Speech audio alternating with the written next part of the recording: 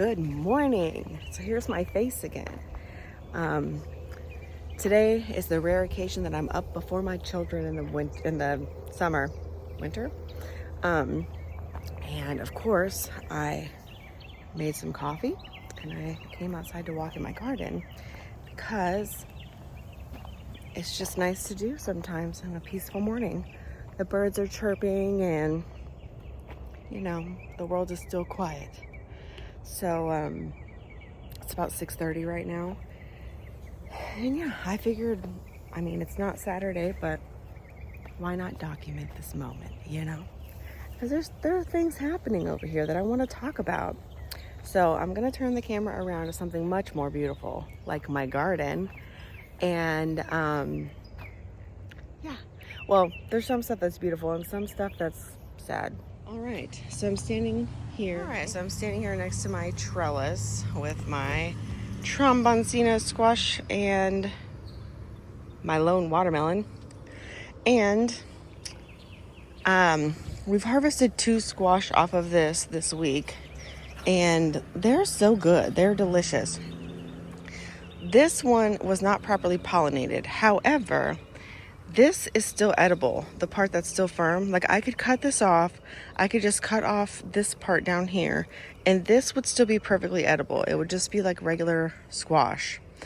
I'll probably pull it later today if it doesn't grow anymore, because sometimes they keep growing and then just the bottom is like that. I've had that happen before. I actually have one on my kitchen table that's like that right now. It's like orange though. But yeah, so I wanted to show you that about the tromboncino squash. They're very, very good. Very good. I've never really been a squash zucchini person, but I've been giving it another try and it's very good. Yeah, so I trimmed these watermelon vines because they were growing all over the place. Don't mind that container. We were using that to hold something yesterday.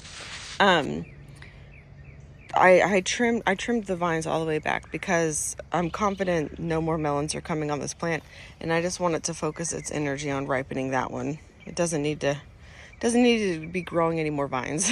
So I went ahead and trimmed them pretty far down. I probably could have trimmed them further, but I was just nervous about doing that. So you can see I have a pile of vines over there that I need to clean up still. These strawberries that are over here are looking okay. Not great, because you can see they still have some fungal issues on the leaves. But y'all, okay, before I even turn around and show you this, I told you guys I bought some copper fungicide, and because I have fungus on a lot of my leaves, which is just, I think, a normal part of the plant, like these plants have been alive for a long time at this point. Like these, I think I planted the seeds in February and I planted them out in the garden in March. And so they've been through a lot, like that's a long time for an annual plant.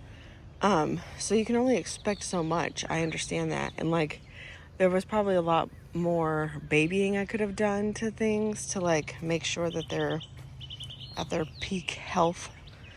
That's not the kind of gardener I am. We all know this by now. But like, yeah, there's definitely, downy mildew on there. But the plant is still producing wonderfully, and it keeps shooting off new leaves. Like these ones with the white spots, that's normal. That's the normal pattern of these leaves. And so I just am leaving it to see what happens. And I have fruits that are going along this bottom vine here. We'll see if they're pollinated. Because I keep wanting to like cut off part of this vine because the vine borers have really tried to bore into it. They haven't been very successful because the plant is still alive, but just look at these vines. They're just mangled. And they look horrible. They are so ugly. But they keep producing fruit, so I'm going to leave them till they stop producing fruit. Anyway, I went on that whole diatribe to talk about my strawberries. So I got the copper fungicide because these leaves were having some issues as well. So I sprayed the copper fungicide all over everything, and some things like improved almost immediately, But then like these strawberries, they look a little bit better right this very second. This is an improvement, believe it or not. But right after I did it, I thought, oh my God, these are dead. Because look, you can still see some of the blue residue on there. I sprayed them I guess I need to come through and like wash each leaf off with like some Castile soap or something. Because oh my gosh. And then like all the red leaves, that means that it's dying. Those leaves are dying, which is not abnormal for strawberries because, you know, the outside leaves often die. That's normal. But these were like all bushy and happy, and now look at them. They're really not anymore. Honestly, I just kind of like, I don't want to say I gave up on my strawberries for the year, but I've just kind of taken a break from caring for them because I'm going to move them very shortly. They're being moved. So, yeah.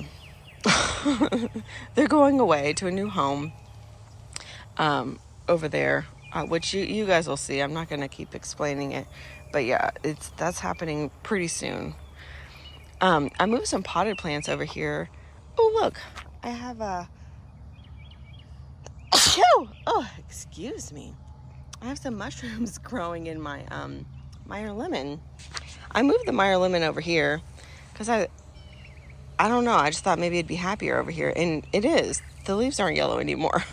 I don't know why. I didn't do anything to it other than water it, which I've always done. But anyway, I moved this over here too. This is one of the blueberry plants. I just up-potted it a little bit because I don't know. It just seemed like it needed a bigger pot. Although whenever I took it out of the pot, it was in, like it wasn't root bound or anything. I need to move this pot. That's what I was using to like put weeds and stuff in. But anyways, this is another Everglades plant here that I want to I'm either going to pull it out or I'm going to cage it in somehow. I think I'm going to trim it really small and contain it somehow. But this plant here is coming out. This is the one that my son planted at school. And we don't know what it is because the teacher doesn't know what it is. But some of the beans are starting to dry. And my husband and I keep pulling them off to look at them to see if we can figure out what they are. And we still don't know. So, but there's a lot of beans on here, whatever they are. Very prolific. But that'll be coming out soon. And then there's a tomato there and a tomato there. And those will be coming out soon because they're determinate tomatoes. And they're taking a very long time to ripen.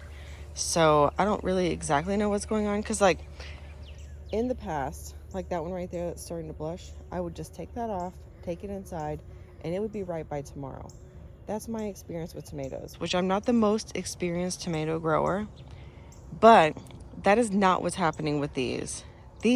Some of these I pulled like 3 days ago that were blushing, and they are still not fully ripe, which is just crazy to me. But I mean, I don't know. Either I'm doing something wrong or these tomatoes are just very slow to ripen. These are the Floridades, and I had really high hopes for them. But yeah, I mean, I've eaten some of them at this point, and they're good. They taste good, but they are a little... I don't know. Like, they taste more like a grocery store tomato. Like, they don't have that, like, homegrown, fresh tomato taste to me. And my husband kind of said the same thing. But they are good. Like, we've eaten several of them, and they're pretty good. They're more on the acidic side, which is okay with me. But yeah. I'm going to keep growing them, and I'm going to try a couple things next time. Because I have some actually started for the fall season.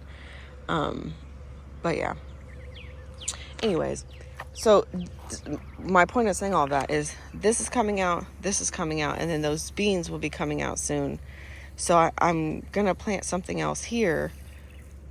So if I pull out these tomatoes also, then I'll just have a lot of space I have to plant, which is fine. But I think I'm just going to try to trellis these somehow. But anyway, over here, all these flowers will stay. That's a pepper plant that finally looks like it might be growing. I think there's just too many things shading it out. And then kind of same thing over there. There's a pepper plant that's just getting shaded out, I think. That's what I think. Either that or they have nematodes. I don't know. I guess we'll find out. But this tomato plant is doing well. So that's what makes me think there's not nematodes over here. Those of you that have known me for a while know I struggle in my garden with nematodes. But yeah, this, I'm trying to let it go to seed. Whenever they shrivel up like that, they're going to seed. This is a calendula. And I just want to see if I can save the seeds from it. Apparently it's really easy, but you know, I usually find a way to mess things up. That's my tromboncino squash. I'm gonna trellis up here. This is a birdhouse gourd, and that flower opens up in the evening, which I think is pretty cool. Both of those flowers have been opening up in the evenings. I hope I actually get some birdhouse gourds. I think my son would really enjoy that. These Romas, I have harvested probably like, I don't know, 7 or 8 at this point between these two plants. And yeah, they're ripening just fine. Exactly what I would expect. But yeah, so seems to be doing well. Of course, it's got a little bit of blight on it, but these are also determinate tomatoes.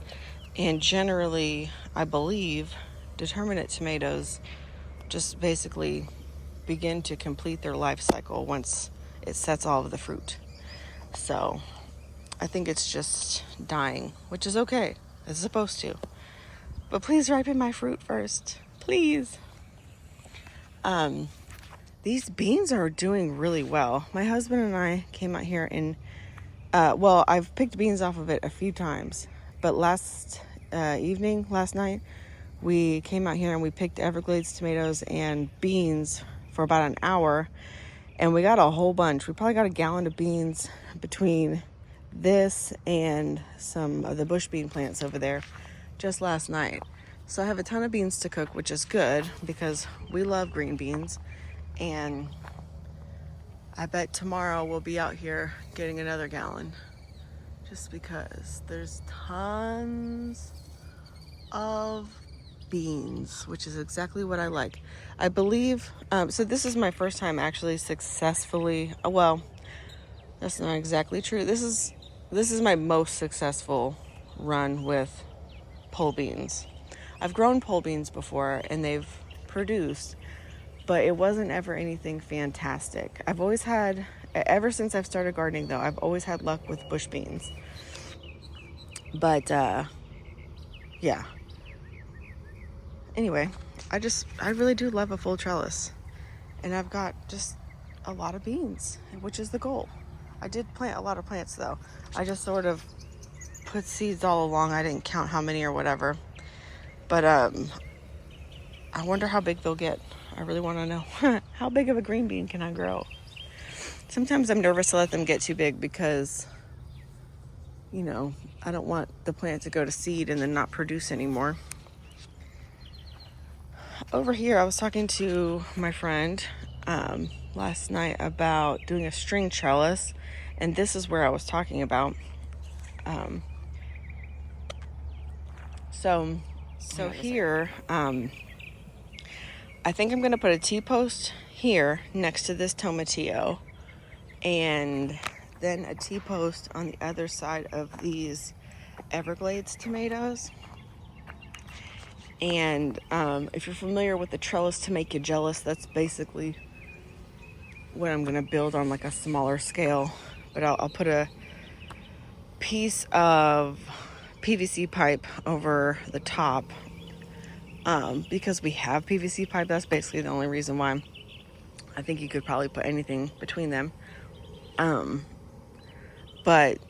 And then I'm going to try to string up these Everglades and some of these tomatillos that do not have a cage and put some order over here. And also I want to try to string up these ground cherries because it's like kind of a pain in the butt.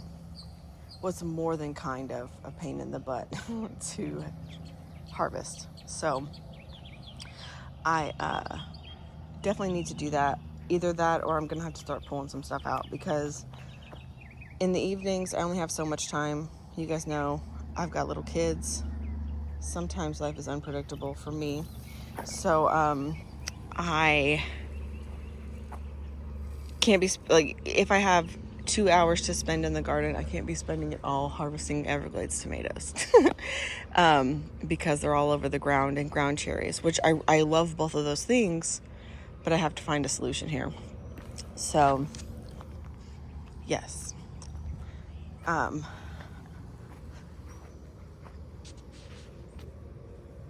this row, I don't really think there's a lot to talk about over here, but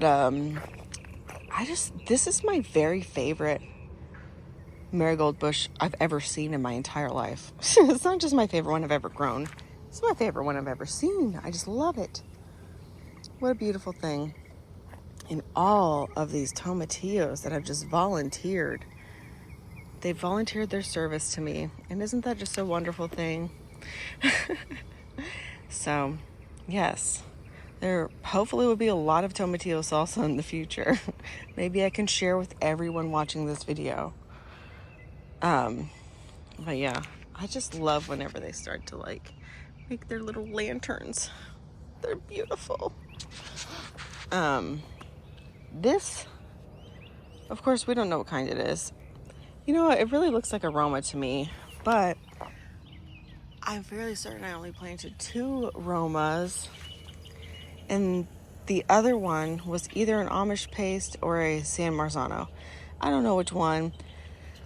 Whenever they get a little bigger, maybe I'll try to figure it out, but I guess it really doesn't matter. If it does really well, I'll just save the seeds from that one, and it will just be called my good tomato plant. Okay? I don't need to, I mean, not everything needs a name, right? But, yeah. But, yeah, I say that a lot, don't I?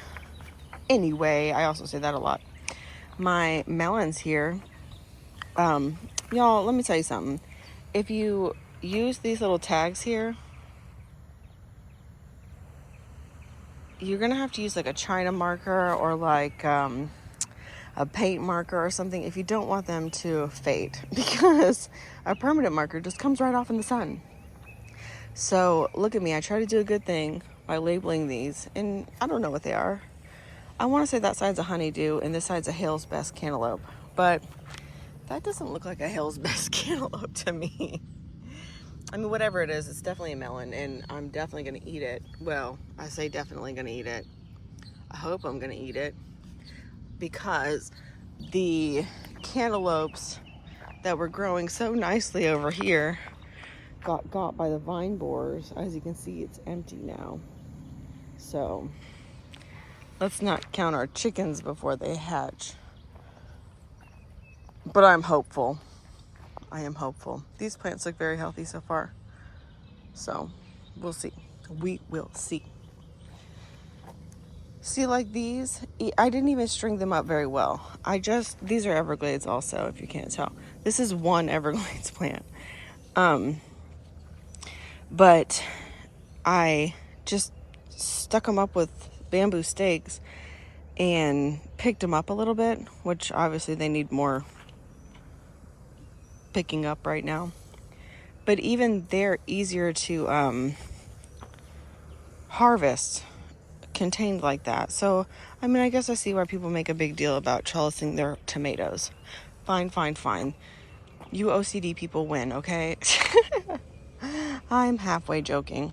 These bush beans here are doing really well. I've harvested a bunch off of them.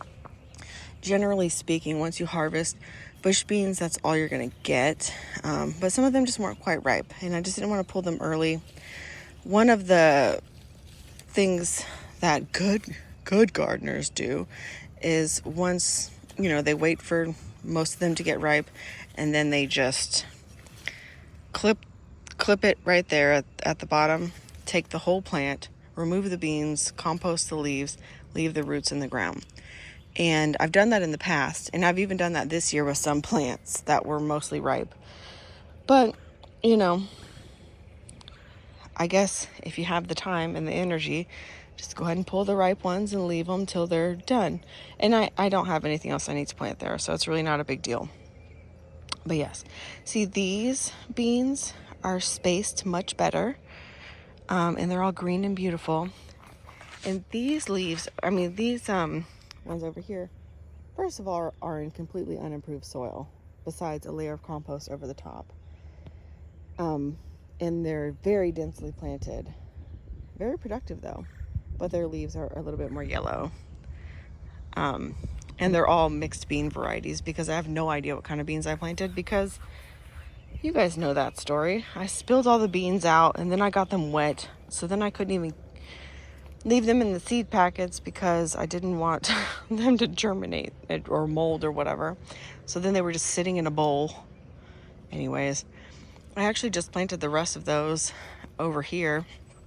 It's a little late / early, depending on how you look at it, for to plant bush bean seeds right now. But you know, we all know I don't follow the rules, okay? Just because I know the rules doesn't mean I follow them. But these are some of the seeds I planted. There's more in here, I believe. And then I just planted more over here that wouldn't have germinated yet. Planted them about a week after these. Because I just keep finding seeds. Because then, after I mess them up, put them in the bowl in my garage, then I spilt the bowl in my garage. So I mean, like, these beans. So I just keep finding bean seeds on the floor of the garage. And so I just plant them out here. And I'm like, oh, if they don't grow, they don't grow. Anyways, nobody cares about any of this. But I'm just going to keep running my mouth because I want to.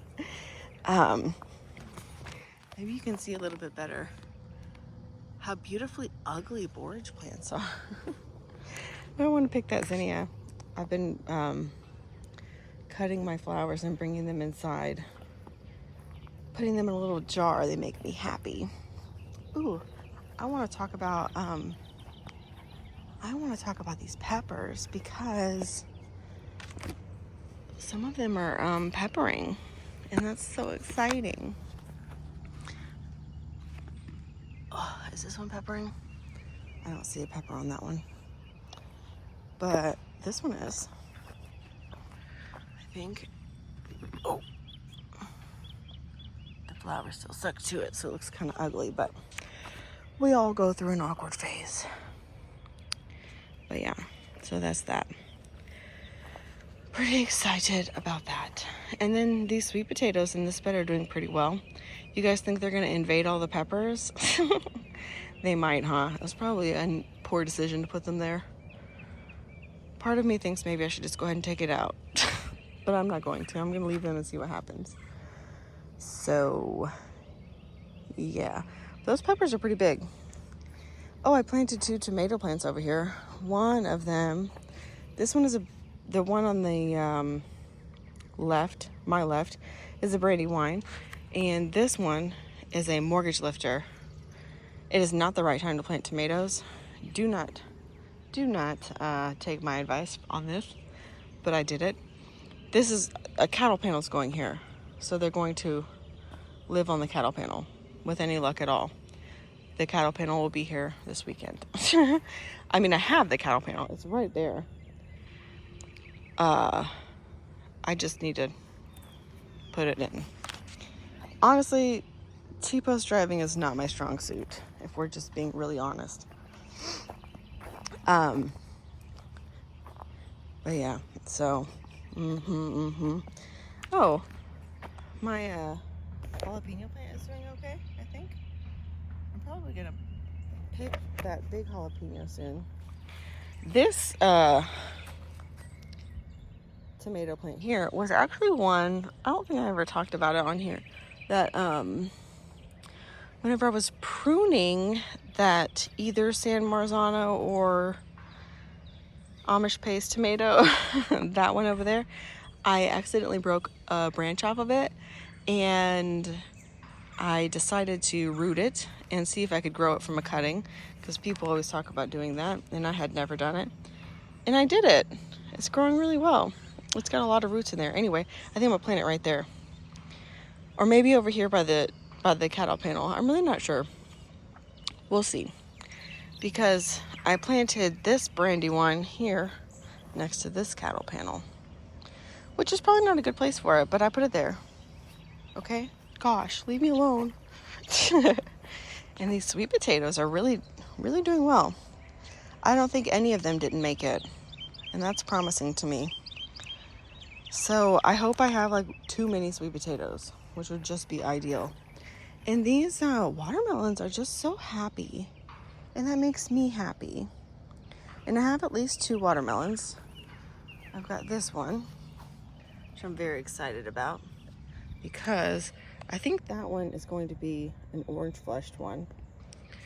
And then of course this one, which I don't really exactly know what kind of watermelon that would be, because you guys know these are like some mixed up landrace watermelons. And then I have I just found another baby watermelon I didn't know about. I hope that one was pollinated. But there is one over here also I'm not sure was pollinated. Oh, there it is right there. Oop.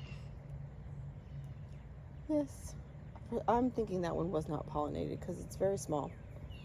Doesn't matter. Doesn't matter to anyone but me. But every day I'm walking over here looking for watermelons. So yeah, that's like one of the most exciting parts of my day. But yes, things are growing. I just love when things are growing. Oh, it makes me happy. No one's surprised that there's no grapevines here. We have no grapevines. Why would we? I'm gonna order some from Ison's soon. Very, very soon. These are white pumpkins. I planted them over here next to my not a muscadine. So that's cool. And then these are Seminole pumpkins that are growing very vigorously. So yeah, man, things are just growing. I love when things grow. Oh man, what happened to this sunflower? Who hurt you, sunflower? Why? Oh, did you guys see my other? I only planted 2. Oh, hold on. Getting ahead of myself here. I did plant 3 sunflowers originally. One right there, one over here by this trellis, which I'll show you. It hasn't quite bloomed yet, and then that one. But I did plant some teddy bear sunflower seeds yesterday. I just stuck them around, and honestly, I don't remember everywhere I stuck them. So I hope I don't pull them as weeds. Let's be honest, if you look around, I'm not real big on pulling weeds lately. So we have nothing to worry about. But I'm really excited about those teddy bear sunflowers. But yeah, here's the other sunflower that has not bloomed yet. But, you know, she's got a lot going on around her. You know, she's probably just focusing on survival right now. She's like, these Everglades are trying to kill me. Okay, I'll leave you guys alone now. It's a lot. I'm so sorry. I'm really not sorry. It's who I am.